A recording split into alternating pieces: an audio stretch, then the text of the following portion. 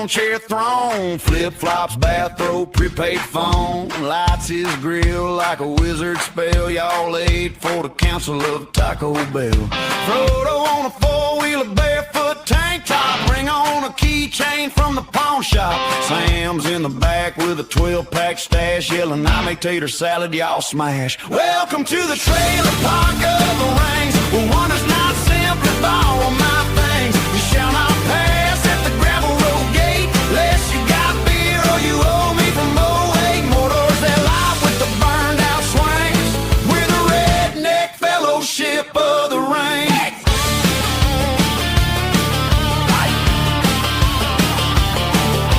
Aragon's name on his work shirt reads, Earl drives a rusted out truck with a rebel girl. Legal's got a mullet, bleach blonde tips, shotgun aim, true spitting sunflower spits.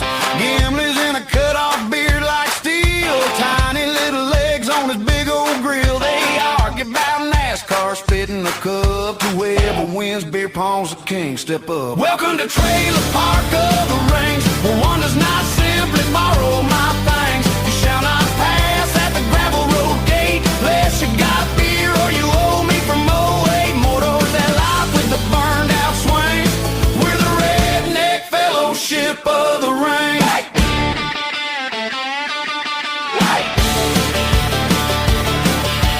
Bormer screams, one does not simply walk past my cooler, that's my sweet tea.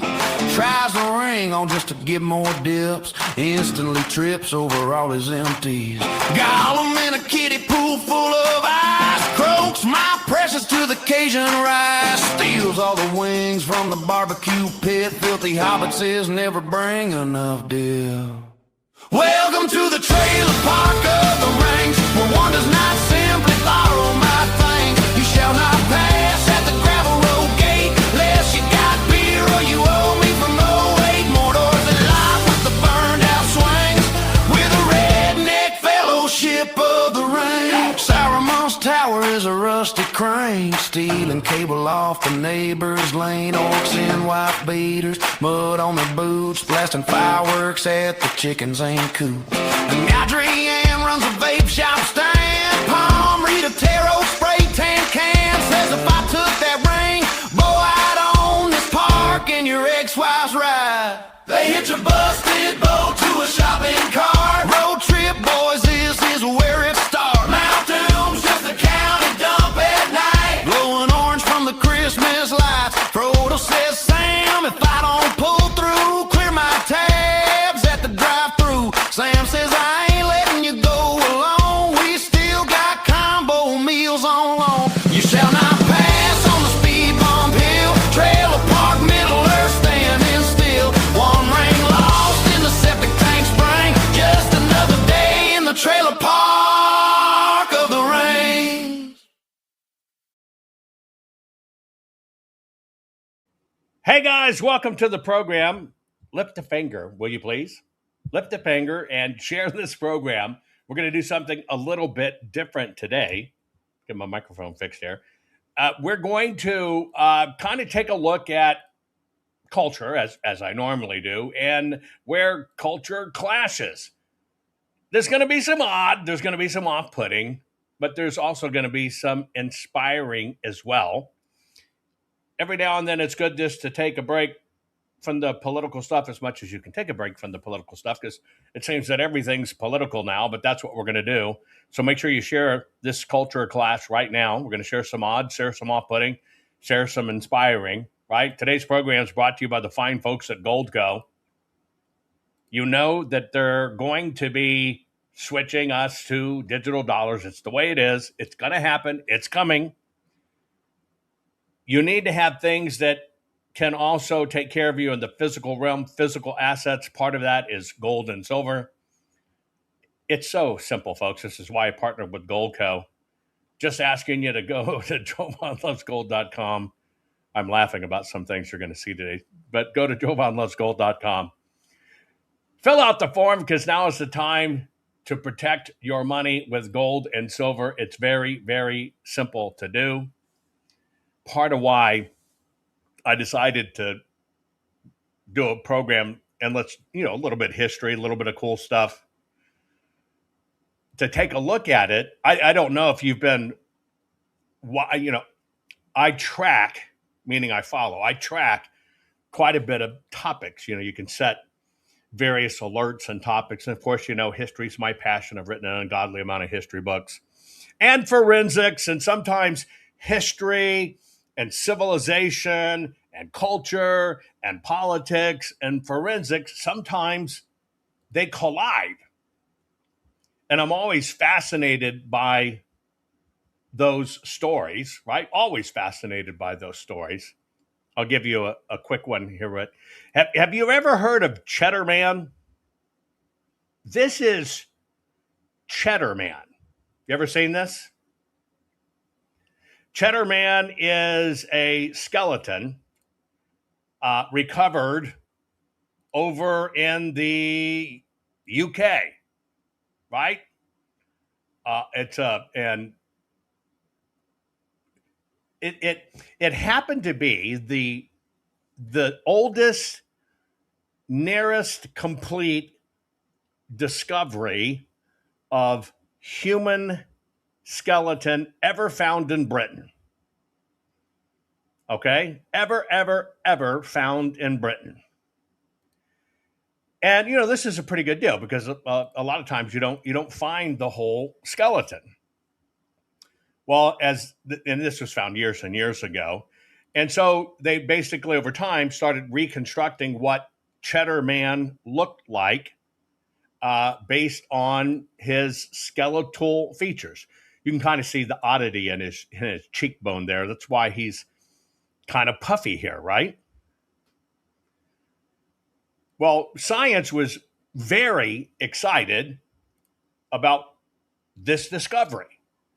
Then, of course, DNA comes along, and what they did is they decided to drill into the bones, the actual bones of Cheddar Man, to see what they could find out about Cheddar Man. So they took DNA from the powder by drilling a hole in the skull, and then that powder was sent, I believe it was, to this geneticist, Susan Walsh, Indiana University, Purdue University, Indianapolis.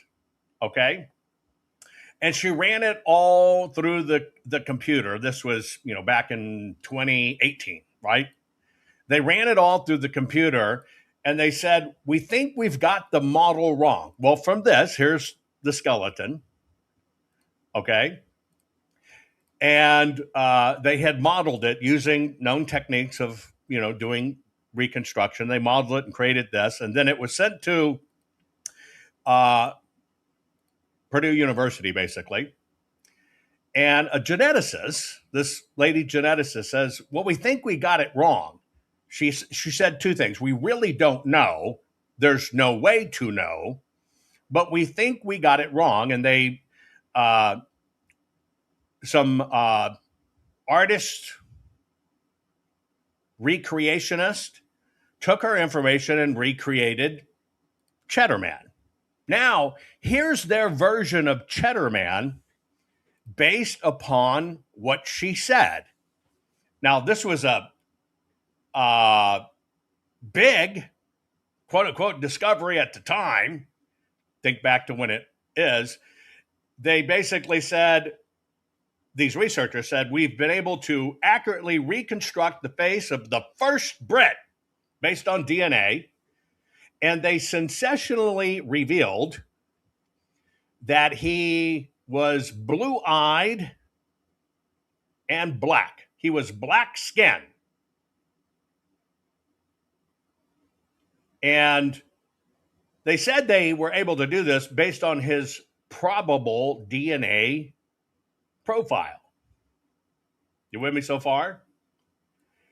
And so what they did, all of Britain, in a I guess a flex, adopted, okay, well, if science is right, we got to follow the science, and that's what they say it is. They've got to get rid of this racist model of Cheddar Man because it's absolutely racist. based on their reconstruction and what the researcher said, Cheddarman in no way could have been depicted as he always was depicted. And so the whole system upgraded and revised their basis and said, Britain, the UK, people were black. Now you can imagine this was kind of an interesting thing in history because it goes against everything that you could look at history and know. And nobody wanted to challenge it because they were saying, if you don't accept this, you're racist. And you know how that goes in institutions. You know how that goes, especially in the UK and institutions and stuff. If you don't accept it, you are racist. Well, not too long ago, instead of taking the DNA from the bone, which you can get DNA from the bone, they allowed the drilling of one of the molars and found the DNA of Cheddarman intact. They found the entire genetic profile of Cheddarman intact. So they decided to try to further confirm the evidence. And so what they did is in the area where Cheddarman was found, not even a half a mile away. Now we're talking 300 generations of mankind. 300 generations. What are the odds they could find a DNA match living 300 generations later?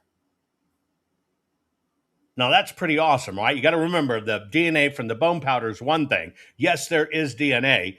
It's not as complete, not as telling as any other DNA. This is why I'm fascinated by forensics. But when they took it from the molar and they took that DNA, they got a far more complete profile, right? Then what researchers did is they went searching for that exact DNA profile, not just kind of random things. And lo and behold, 1/2 mile from where Cheddarman's body was found, where they recovered this 10,000-year-old skeleton. Yeah, we'll call him Nacho Man. Nacho Man. Cheddarman. 1/2 mile from where he was found, they found an exact genetic match living descendant. Now, here's what's really interesting.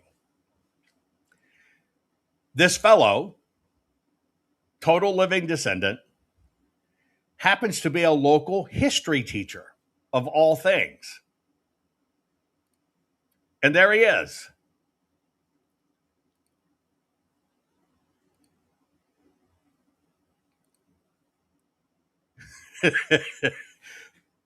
What academia did in a way to get noticed, a way to get press, they did depict Cheddarman as blue-eyed, right?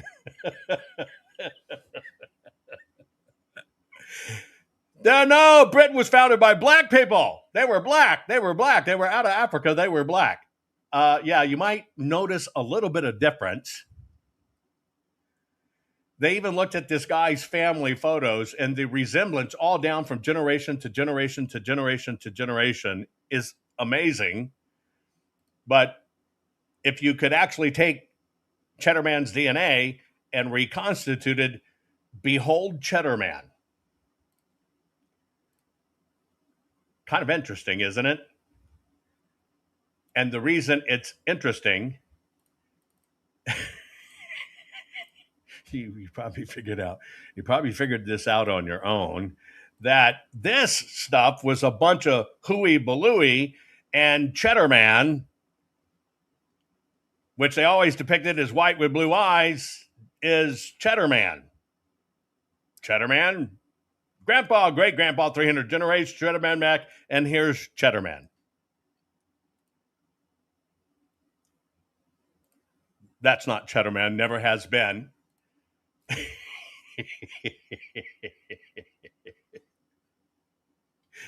This kind of shows you how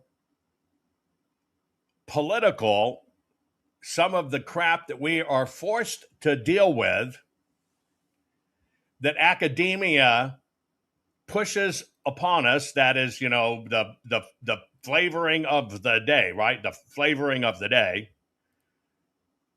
to just kind of spread a message, an agenda, or whatever the case may be, even though they tell us we're the science and we're whatever, the whole bit, etc. That's why I decided to do culture class. Some off-putting, some inspiring, some of them just downright funny, right? I find it's kind of amazing. Kind of amazing. So here's what I want you to do. Share this real quick. You're going to hear a blip in my screen. Share this real quick. You may even see a glitch as I reset.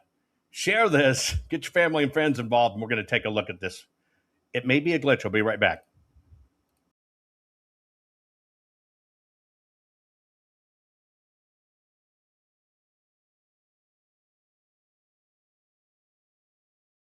Sorry about that. I had to reset in the studio. Every now and then it kind of does that. Who knows why? It's usually when I go after tough topics. Anyway, quick break. Get ready. We're going to show you some great stuff. Be right back. In 2012, something changed.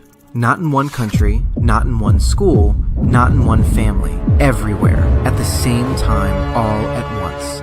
And we are only now beginning to understand what happened. After more than a decade of stability, the mental health of teenagers plunged in the early 2010s. Rates of depression rose by 134%. Anxiety rose by 106%. Self-harm rose sharply. Suicide became the second leading cause of death for young people under 24 in the United States. 20% of 12 to 17-year-olds had at least one major depressive episode. The CDC called the findings devastating. This was not a blip. This was not one bad year. This happened in country after country after country at the same time. So what happened in 2012? In 2012, smartphones became universal for teenagers. Instagram launched in 2010. Snapchat in 2011. Twitter was already everywhere. And at exactly the same moment, the play-based childhood that had defined human development for thousands of years was replaced by what psychologist Jonathan Haidt calls the phone-based childhood.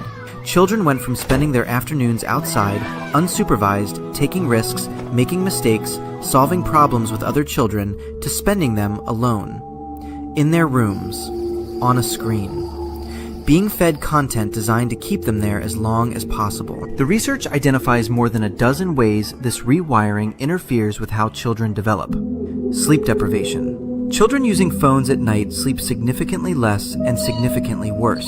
Social comparison. The constant measurement of your real life against everyone else's curated highlight reel. Loneliness. School loneliness increased in 37 countries simultaneously in the early 2010s. And perhaps most significantly, the loss of unsupervised play.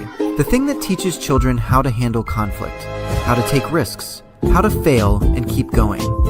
A generation that never learned those things arrived at adulthood without the tools to handle it. Something happened to the mental health of children around the world at the same time that smartphones became universal. And whatever caused it, it has not been fixed. Australia passed a law in 2025 banning children under 16 from social media. The United Kingdom followed. More countries are considering it. Whatever you think of those laws, they exist because governments looked at the same data and decided that doing nothing was no longer an option. The question is not whether something happened to this generation. The question is, what are we going to do before it happens to the next one? Look, I think we know something happened to our generations, right? By the way, if you want to share, thank all of you for any of my books that you acquire. Thank you so very much. Secondly, please make sure you go back and leave reviews. Please, verified reviews. It helps other people find the book. Now, of course, in the Gollum Effect, I talk about how we've done this to our kids. And people are finally waking up to this in our culture about stuff. We've got some stuff that's not good, right? I'm going to show you something.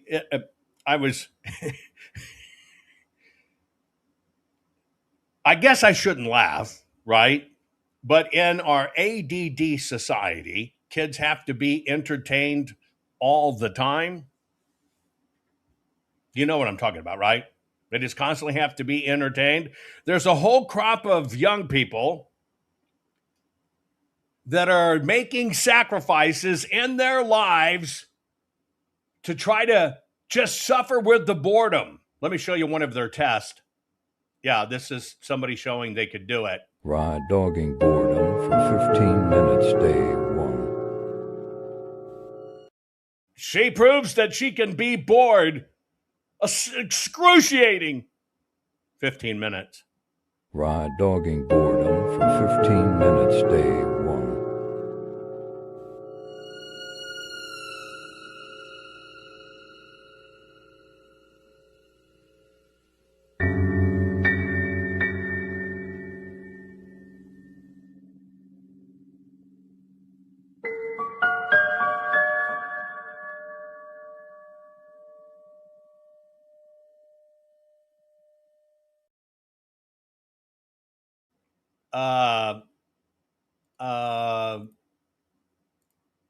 I guess it's a milestone in her life.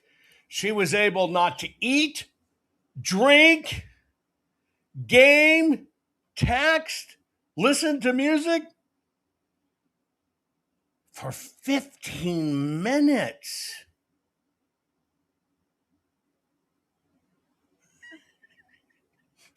Kids are now posting this to prove they can do it. Look at my accomplishment. Speaking of accomplishment and history, sometimes it's looking at the facts away from the political stuff and just looking at the physical evidence. Here's a funny video I found about just looking at the evidence. This is me, first day of being vegan. This is me, day 7 of being vegan, seeing some pretty good results. This is me at day 30 of being vegan. My doctor said I don't need hormones anymore from my transition. This is me at day 90 of being vegan. Okay, of course he's only kidding in the first part, but the second part's powerful. Quit looking at his package. Stop it. This is me, first day of being vegan. This is me, day 7 of being vegan, seeing some pretty good results. This is me at day 30 of being vegan. My doctor said I don't need hormones anymore from my transition. This is me at day 90 of being vegan. My bones. What the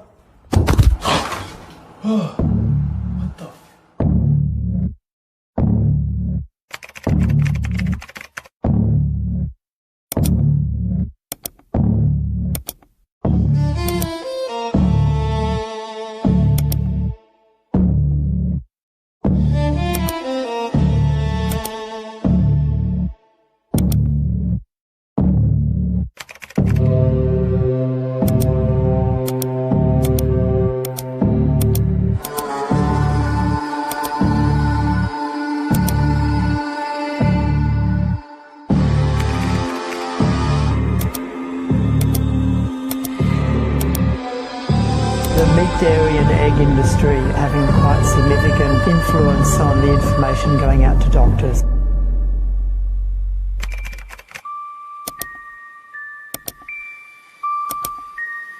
Fat doesn't make you fat. Fat makes you lose something.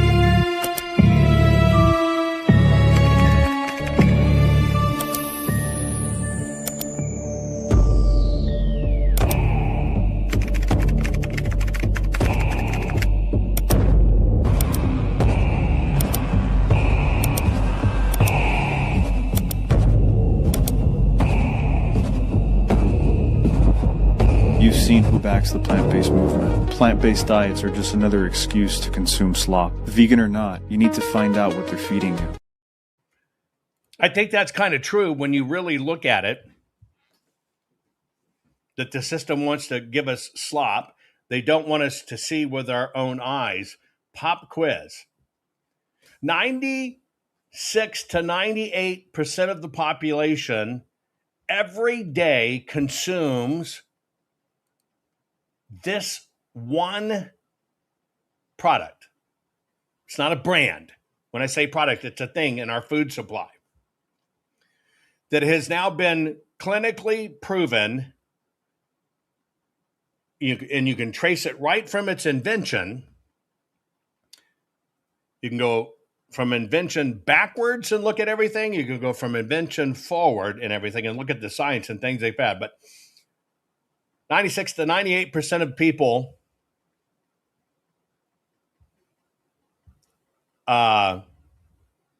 consume it. And it has been found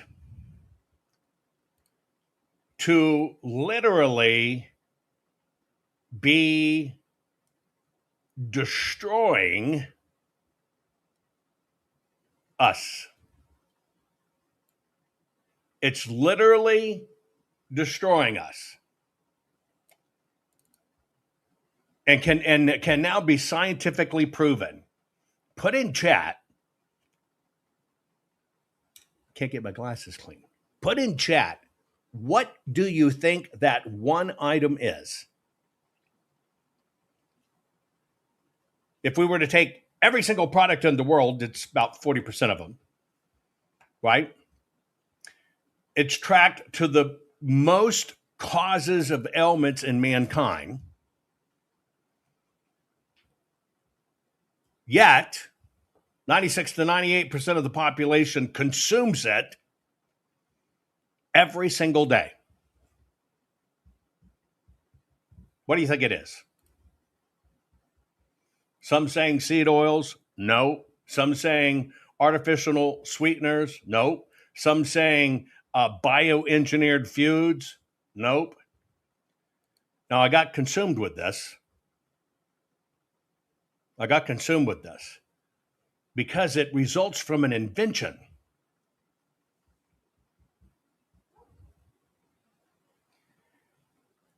The data, I've been compiling it, doing it. And so, you know me, to get the research out, not television, something you eat.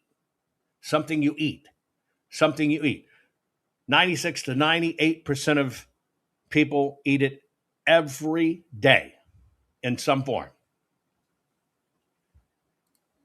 I know you would think it's sugar and stuff. By the way, they just did a recall of 10 million eggs with a warning that if you eat these, you may die.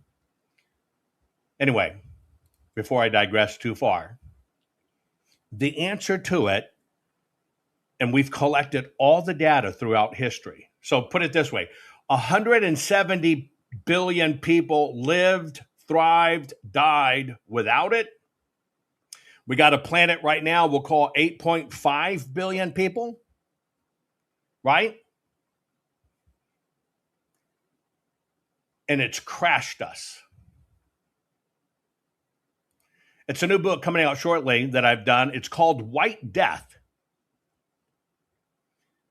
So pay attention to the book. It's almost every American eats it every day, and no one knows what it really costs them. And it is not wheat. It is not fat.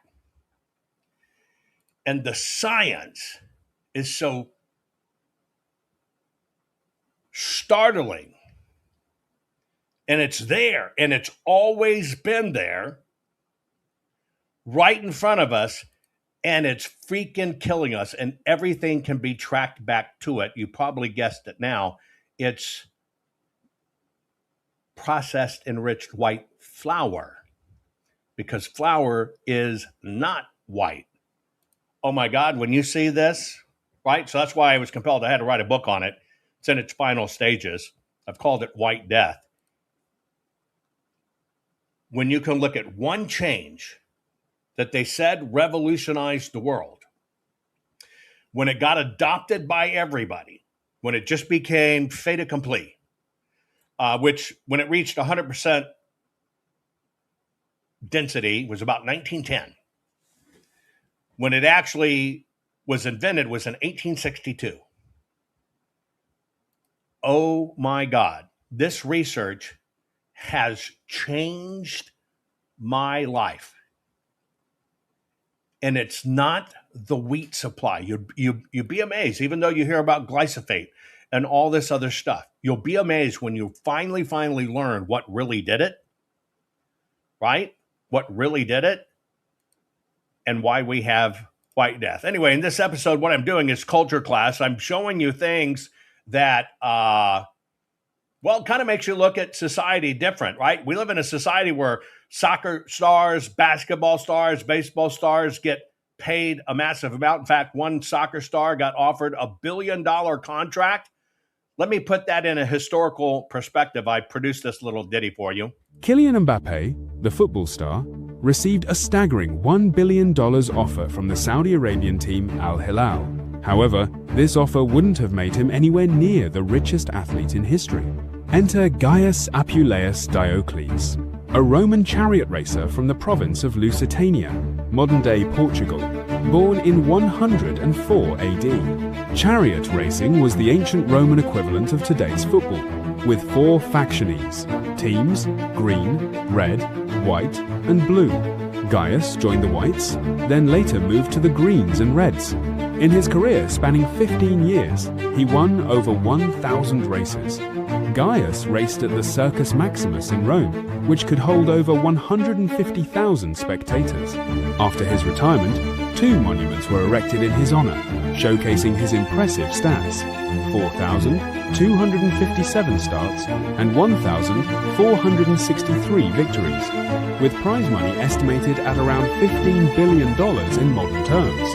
This would have made him the wealthiest athlete in history, equivalent to over $100 billion in today's American sports terms. This historical example sheds light on ancient Roman society during the empire, revealing the time and money available to support such a lucrative sporting scene. While debates about modern athletes' earnings continue, it's clear that Kylian Mbappe has a long way to go before reaching the level of wealth achieved by Gaius Apuleius Diocles in his chariot racing career. Is that not fantastic when you looked at through the filter of history that this guy way back then would have been like $100 billion? By the way, I want to let you know, I'm seeing everybody in chat talking about this bread thing. Well, I use kamut, or I use elkhorn flour, icorn flour, all this other stuff. Or somebody says, well, I do flour-free bread, referring to I don't use white flour. You're still wrong. You're still wrong. This discovery, I was working on my book for Ancient Foods, Ancient Breads. I'm doing a series bringing back the recipes from way back in biblical times and whatever. It's a long project, right? And you got to kind of make it decorative. It's got a lot of art involved in it. And then I stumbled across it. I'm telling you, this changed me. And I thought I was a smart fellow. And when you see it, and when you understand it, it is truly holy shit. And that's why I called it White Death. It's almost as simple as that. It has nothing to do with race. Anyway, let me cleanse your palate a bit. Let's go back in time. Let's look at it. So I'm going to show you 2 videos, about a minute apiece. Let's just kind of go back in time of what society used to be like. By the way, I'm thinking about starting an online kissing school. Do you think that would work? Put it in chat. If I was to start an online kissing school to teach people how to kiss, to truly, there's nothing better than a really good kiss. Do you think that would work? Do you think you could online teach people how to kiss? Just a question. Some say no. We could do a focus group. Here's my first video. Online training. Tell me if this kind of nails it.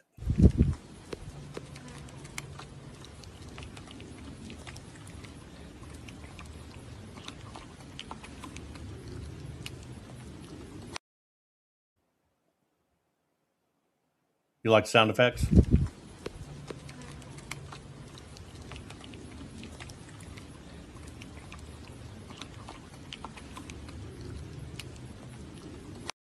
Maybe we can learn from the animal world. Anyway, let's go back in time real quick.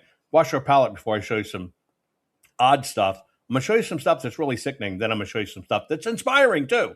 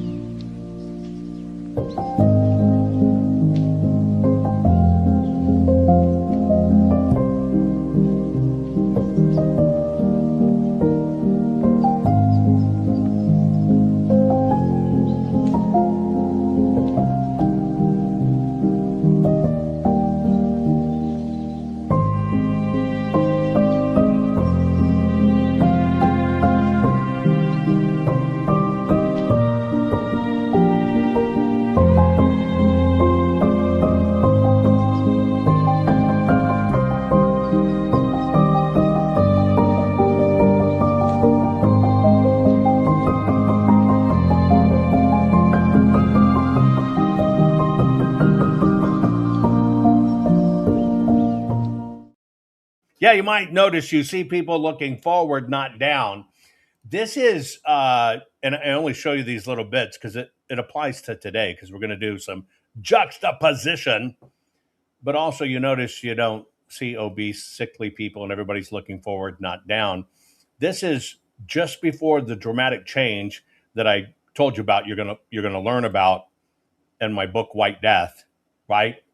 Almost every American eats it every day, and almost no one knows what it really costs them. And when you just look at the footage of us before this, it's amazing. Here's one more.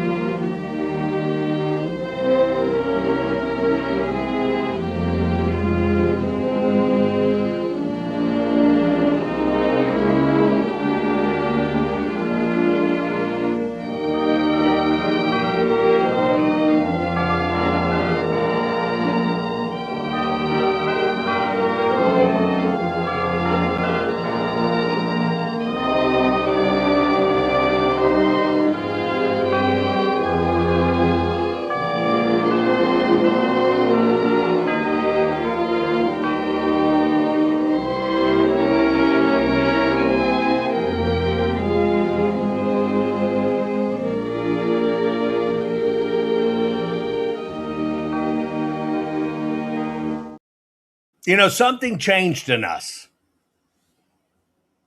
Not only our health, not only our mindset, and our everyday life. You have to admit, we've devolved. We've devolved. A good example is the things we applaud and cheer on today is a good example. Here's a little ditty that will help you understand that.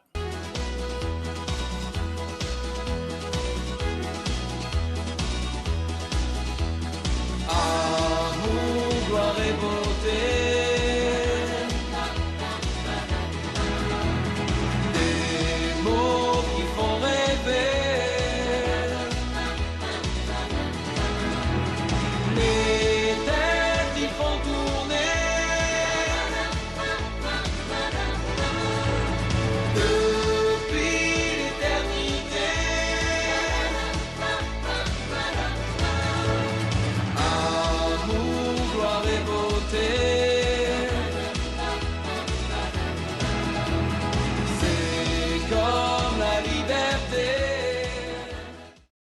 Boy, isn't that true of what our kids have been pressured into thinking and wanting and appreciating, and how far we've fallen. I'm going to show you where the sickness begins, but how far we've fallen that we can't even, we revere what's wrong. What's right is wrong. What's wrong is right. And we can't even define a woman. For $1 million, what is a woman? Can I ask an expert? Sure. Ask Cloud. Anyone who identifies as a woman. Can I ask Innes? Fine. Adult human female. Seriously? You asked. So, which one is right? Angel, you have to answer. I want to ask Royce. Royce isn't an expert. I identify as an expert. Then according to Cloud, he is.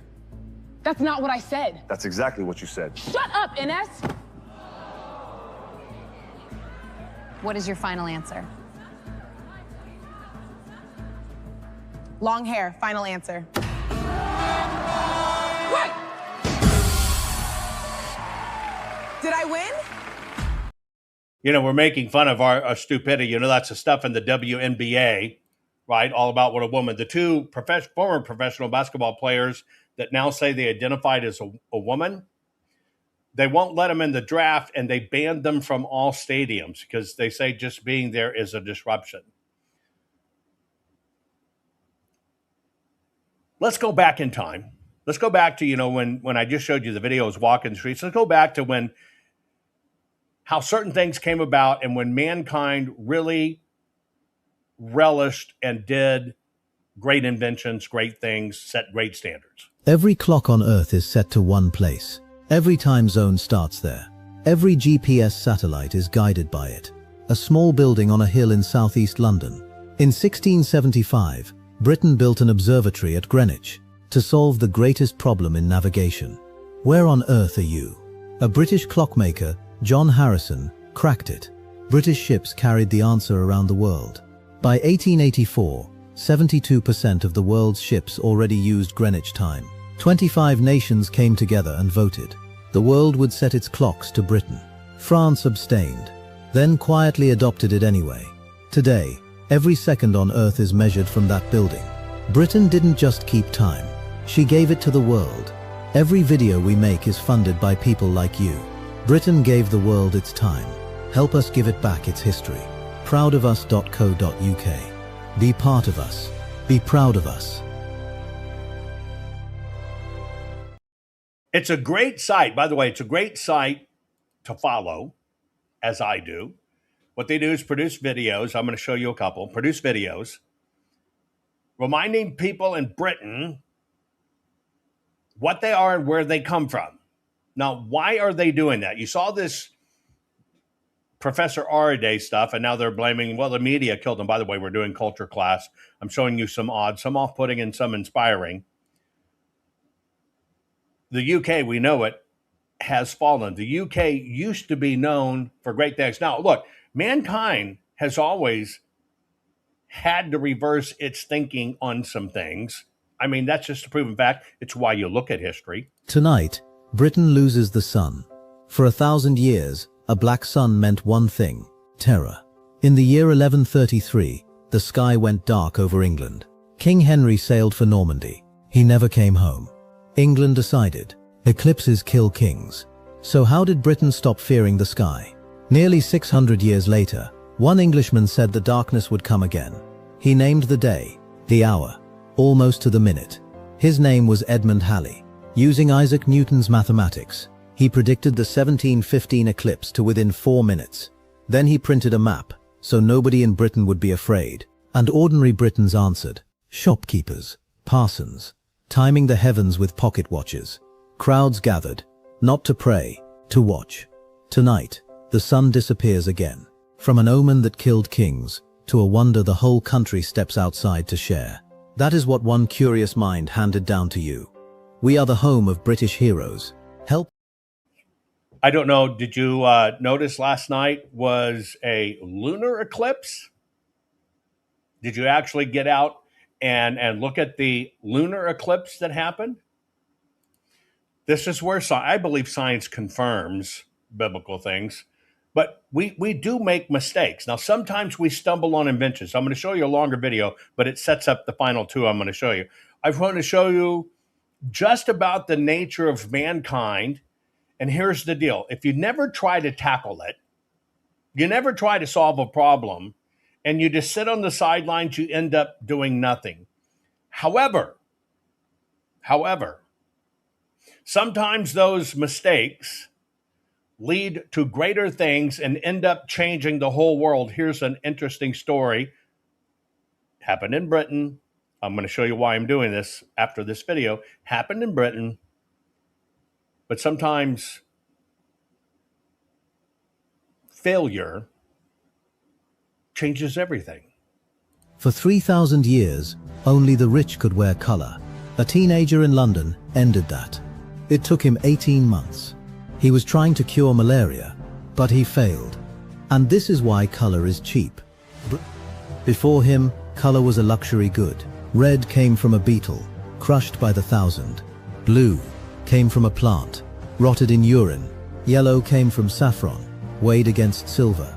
And purple came from a sea snail, which men dived for and counted by hand. 12,000 snails. That is what the hem of one robe cost. So color was not a taste, it was a rank.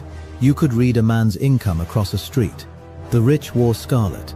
Everyone else wore whatever grew in the hedge. Britain could make anything except color. He was one of them. His name was William Perkin. He was 18, and he lived in Shadwell. His father was a builder who wanted him to be an architect. But he wanted chemistry, and he got his way. By 1856, he was at the Royal College of Chemistry, assistant to a German professor called Hoffmann. And Hoffmann had set the whole field a problem: quinine. Quinine is the only thing that treats malaria. It came from a tree, and it cost a fortune. So the question was, could you build it from scratch? The raw material they were told to use was the black sludge left over from making gas, coal tar. Every town in Britain had gasworks, and gasworks had waste. The idea was to turn the waste into medicine. Easter, 1856. The college shut, and Perkin went home and kept working. He had a laboratory in the top floor of the house. He took an aniline, which comes out of coal tar, added acid, and added potassium dichromate. And he got a black sludge. It wasn't quinine. It was nothing like quinine. So he went to wash it out. When the cleaning alcohol went in, the liquid came out purple. Not stained, not muddy. Purple. The same color emperors killed for. Sitting in a sink in Shadwell, made out of the waste from a gasworks. He was 18 years old. His aniline was not pure aniline. Clean chemicals would have given him nothing. The color came out of the dirt in the bottle. It was the greatest accident in the history of color. All because a teenager's supplies were dirty. Most people would have written that up and stopped. But Perkins dyed a piece of silk with it instead. The color held. It didn't wash out. It did not fade. So he sent it to a dye works in Perth to find out more. They wrote back and told him he was onto something new. On the 26th of August, 1856, he took out a patent. He was still 18. He left the college, asked his father for the money, talked his brother into joining him, and built a factory at Greenford Green, west of London on the canal. In 18 months, he had his first customer. Nobody had ever made a dye this way before. Nobody knew how to fix it to cloth at scale. In 18 months, William Perkin worked all of it out, from nothing, as a teenager. And then Britain went purple. The Empress of France was seen in it, and said it matched her eyes. Within 2 years it was everywhere. It was called mauve. In 1859, Punch called it the mauve measles. The price collapsed. Color stopped being something you inherited, and became something you bought for a few pence. A servant could wear the same color an empress had worn. That had never been true before, anywhere. And then Britain lost the industry that it had started. Within 8 years, there were 68 firms making dyes, most of them in Germany. By 1900, Germany made 85% of the world's color. And the man who taught him, Hoffmann, went home to Berlin and helped them do it. Perkin sold up in 1874. He was 36. He went back to pure research, which is what he always wanted. In 1906, 50 years on, they knighted him. And the thing he first tried to make The quinine. Nobody managed for another 90 years. He failed at the thing he set out to do, but the industry he started did not stop at color. The same chemistry went on to make medicines. One of the first was itself a dye. He never made his medicine, but the industry he started made thousands. It began in an attic in Shadwell. Now look around the room you are sitting in. Look at what you are wearing. Look at the colors on the shelf. Nobody dived for them. Nobody counted the shells. They are just here, all around us, and they belong to everyone. All because a boy in Shadwell got it wrong, and instead of washing it away, he gave the world color. Britain has given the world more than it will ever know. Help us hand it all down to our next generation. Everything we make is free, and stays free because of people like you. Be part of us. Be proud of us.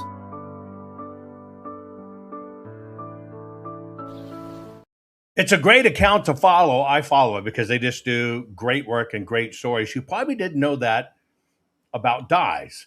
That's one thing about being an inventor and creating things.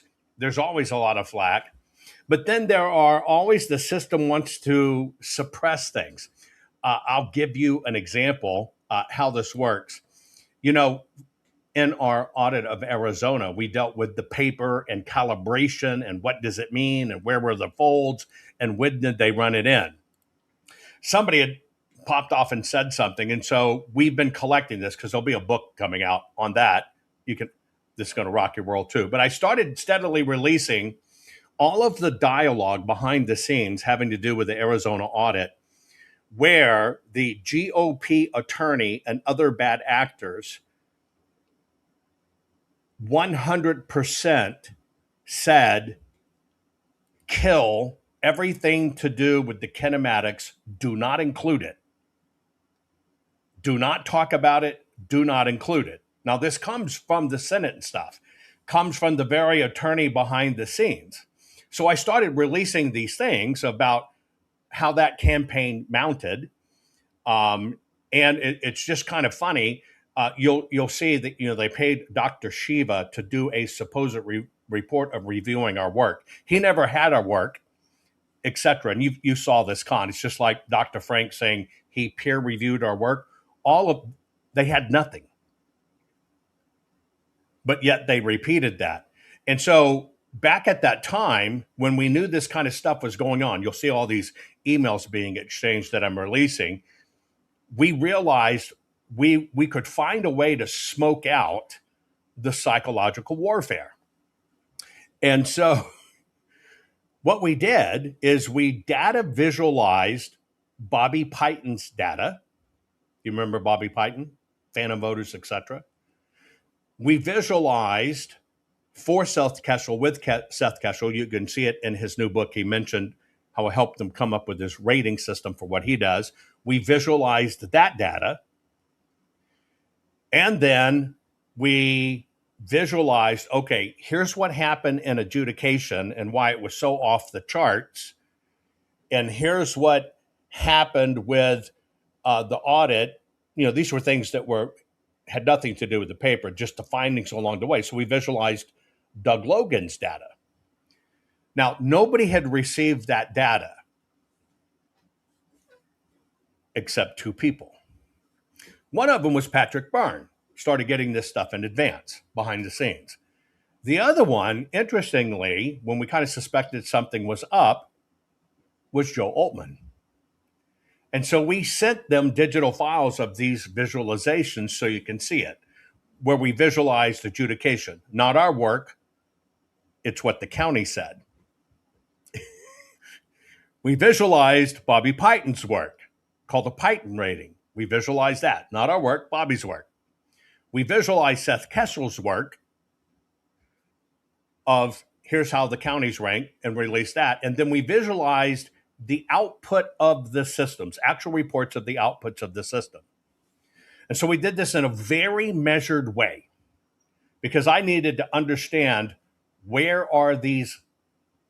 who's really working behind the scenes to sabotage the audit. This was long before, through public inquiry and public releases, we could see the emails going in. That took a few years later. But we knew this was going on. And lo and behold, right, That's when Professor Clements, Joel Altman, and Shiva did a 2-hour special poo-pooing on Jovan's work on the full forensic audit. What they had no idea, but we had to see what they would do, is none of that's our work. It's the output of the machines visualized. It's the output of the actual reports of adjudication visualized. It's the output of Bobby Pyton's work visualized, output of Seth Geshel's work visualized, because you got to understand everything around it. And they did a whole 2-hour special. It was all a rook. It was all this. And you actually see the email, which I released, of Shiva being paid by an outsider, Randy Pullen, to do a report on that. But see, Shiva never had it. Dr. Frank never had any of it. What Shiva did is Altman handed Shiva that stuff behind the scenes and says, I got a hold of what he's doing in the audit. This is how we smoked everybody out, because it all had to do with the paper and the calibration. And I've started releasing that online where you can see it, where you see the emails with Doug Logan and stuff, having to fight the GOP attorney, basically telling him, if you use Jovan's stuff, we will sue you. And Doug Logan telling them, screw you, go jump in a lake. But now you can understand what went on. And so part of this is, because I'm in this interesting historic mode as we prepare a lot of these documents and books, right? So you know the whole story. You can now see it, who was involved, who did it, who triggered it. Again, we tracked every bit of it. It's also why we sent in all the actual results. Yeah, I just have to laugh. Big McMahon, Jovan stuff is stuff. They bought it, ran with it, do it, not even understanding what they were looking at. And what they said, this is crap, this is stuff, it's not a possible adjudication. They're looking at the county's information visualized. That kind of shows you how hard this war has been fought. What our real work was is looking at the paper. Was it voted by a human? Was it folded or whatever? Anyway, my last 2 videos, you might have noticed I focused a little bit on Britain on this. Britain used to lead the world. Before America led the world in inventions and breakthroughs, Britain led the world in invention and breakthroughs. Now, you just saw this big junk about Araday, youngest Cambridge professor, couldn't read, couldn't write, couldn't walk, couldn't whatever, kind of like Dr. Shiva, 3 MIT PhDs before he was even born, while still in the womb, he got him kind of stuff. None of those backgrounds check out. But here's what I want to show you. I'm going to go back to the same universities. If you're paying attention, the professor that basically outed what was going on, this was all a con, had a professorship at the University of Ghent. The University of Ghent just put him on suspension, is probably going to permanently fire him because he outed it. So they're trying to find a scapegoat. The person who did it over in the UK is actually a man that has been playing for a while, that he's a woman. You got to watch this unfold. But now you're seeing the reports, the University of Ghent, who has this man playing as a woman and want to get rid of the professor, and said he made all that stuff up when we now know it was true about Araday. Now, here's an interesting fact. Their funding, a big chunk of their funding to put out those stories at the university level, was by none other than USAID. So all the funding trail is now being tracked. So now your eyes are opening to see the psychological warfare.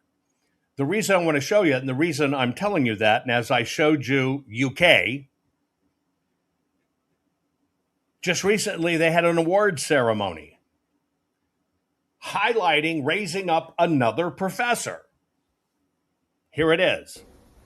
Saoirse Amathea Tweedale has been actively involved in diversity and inclusion initiatives throughout her 23-year career in the civil service, from chairing the Job Centre Plus and Department for Work and Pensions gender networks to helping set up the department's first transgender network.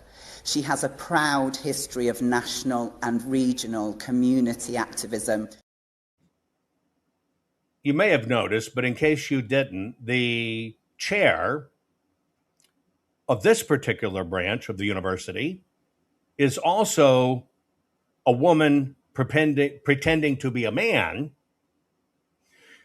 And the award for the most impact is going to a man pretending to be a woman. And now you're finding out a lot of the money to do this and promote came from USAID. I'll let you watch the whole thing now.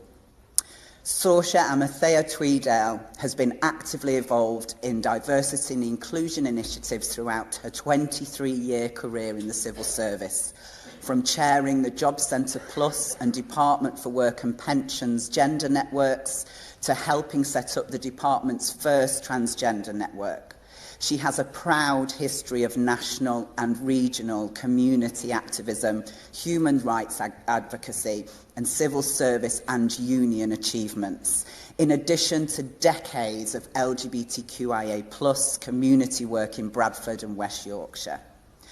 Saoirse's persistence to fight for change in LGBTQIA+ and women's rights over her lifetime has been met quite often both with direct discrimination and bullying and harassment from people who would never even take the time to get to know what an amazing woman she is. So a woman pretending to be a man, let me just cut my hair and put tattoos on my neck, tattoo me, that makes me a man. Kind of like that little Ellen girl that destroyed herself and became Ethan Page or whatever his name is. Awarding a high honor, another university chair, awarding a high honor to a man who swears he's a woman. That is the UK today.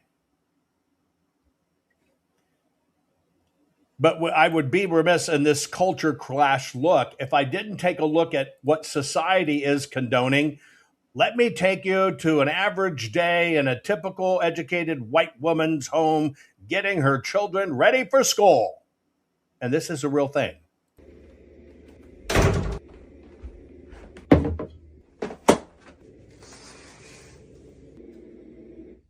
June, time to wake up.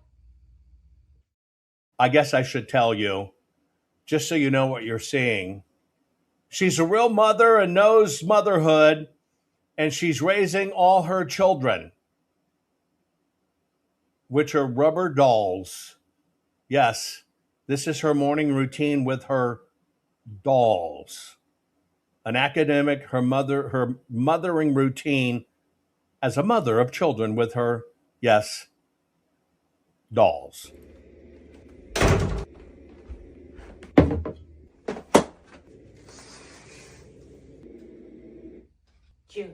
June, time to wake up. EJ, Jasmine, time to wake up. Are you ready for pre-K?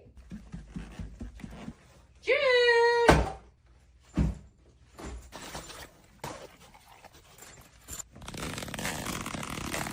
Oh, June, I bet you're going to love kindergarten. Right. Well, good morning. Another venue where I can demonstrate my superiority.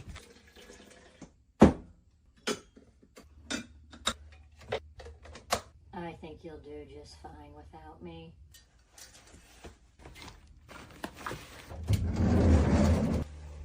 June is attending a new school this year.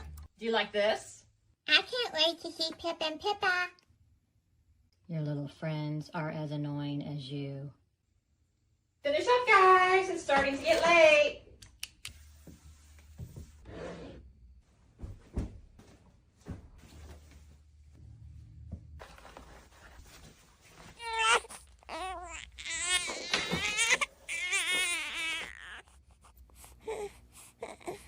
Mother, your child requires your assistance. June, do you mind rocking him for me? I'll be right there. Of course, I just had to be the firstborn. loves that lullaby.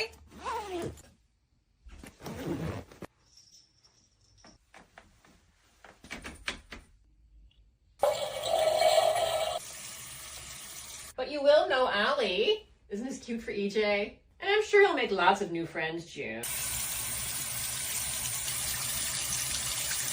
Would you like to bring Mr. Ladybug to school with you like you used to do in pre-K?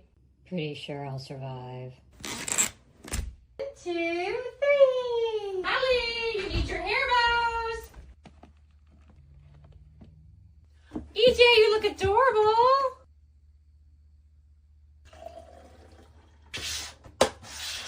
What are you doing up there? Is that your baby? Oh, June, you look so sweet. Right.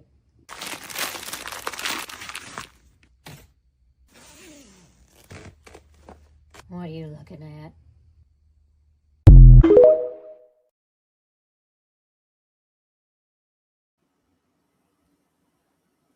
I don't even know how to equate this, but I want to let you know this is growing online. It's becoming a thing. I mean, it's becoming a big thing. Another big thing, which I'll cover in a subsequent program, is people praying for the extinction of mankind and why they're doing it. Yeah, wait till you see that. That's this woman's morning routine every morning, getting her kids ready for school. Now, some of you said this is a way to make people not want to have kids. They don't have. I don't know. You know, you look at that university piece I showed you, that's mental freaking illness. But we now herald and praise and raise up mental illness at our academic levels, stuff we know is mental illness. You call it for mental illness. You're wrong. You're racist. You're bad. But this woman, this craze is taking off. You're not finding this in other countries, but it's a thing. It is actually a thing. I'm just amazed when I see it. And this is why I know why I started from the beginning what DNA proves truly about Cheddar Man versus somebody just saying the flavor of the day. No, the Brits were black. So what happened to the black people in Britain? Well, they killed them all and ran them off and stole their inventions. They're doing that too. Everything in every sector of society is being rewritten right now. It's an interesting phenomenon going on. Trying to fit political agendas. And most everything has become political. And behind the scenes, we can see this is what the system does. They don't want to be exposed. They don't want us to know the truth. They're raping trillions of dollars from our country in an effort to bankrupt our country to bring us to our knees. And it has all 100% been psychological warfare. Truly psychological warfare. This culture clash is not organic. It is synthetic. And this is what the system's pushing on the world. I'll clean your palate before we go. But remember, you got to be able to call it truthfully and understand where it's coming from in order to call it out. And you've got to be fearless and call it out for what it is.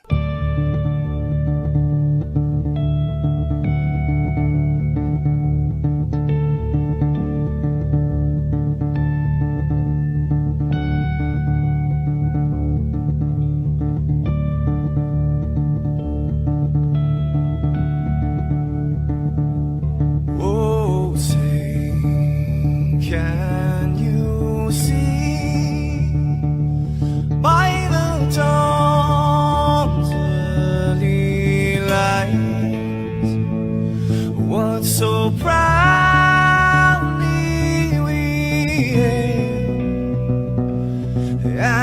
the twilight's last gleaming, whose broad stripes and bright stars through the perilous fights. Oh, the ramparts we watched were so gallantly streaming, and the rockets red the bombs bursting in air gave proof through the night that our flag was still there.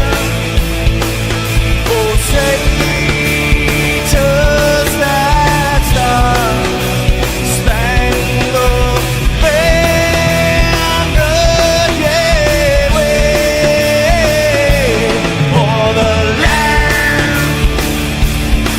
of the free and the home of the brave.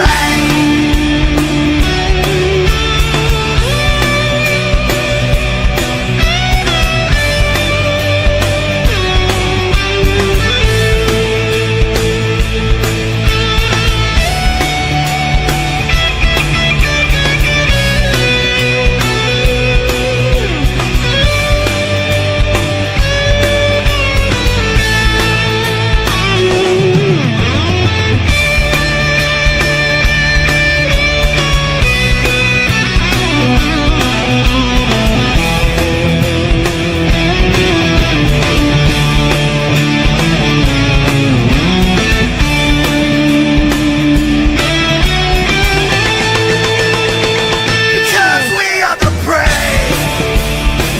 Yes, we are the brave. We'll fight you in the name of the brave. We are the US of A. For those unaware, that flag is still there. It's our future to save. This land of the brave, the US of A.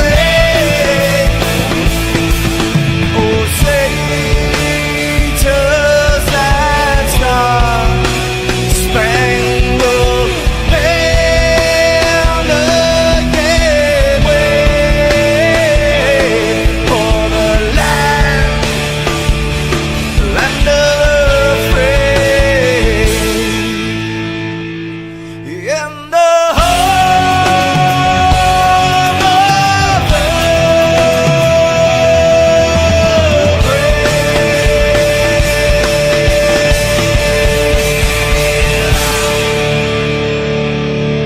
The upcoming 2026 midterms could be a bloodbath for Republicans? How? Consider this. On Election Day 2008, Barack Obama received 69 million votes.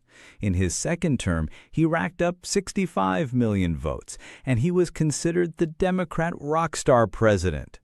Then Hillary ran against Donald Trump. She received the same 65 million votes. But come 2020, Joe Biden supposedly received 81 million votes?